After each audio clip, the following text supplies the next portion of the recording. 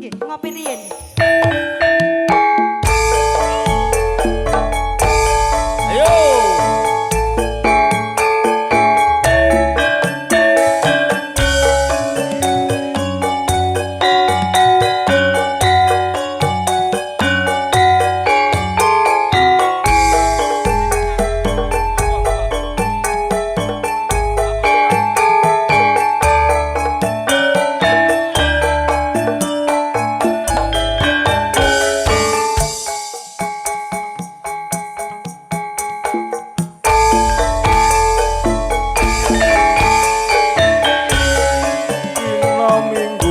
Sing tak tunggu kowe ngajak nang tawang mangu nganti lingsir srengenge ana kene aku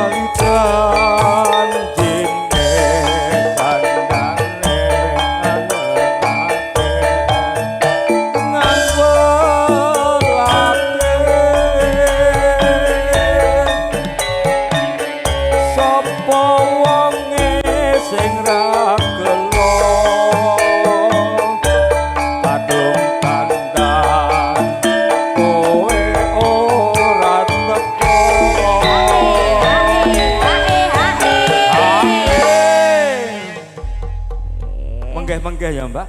Pripun Pak? Prai menggeh-menggeh? Mboten patek. Oh mboten patek nggih. Jan-jane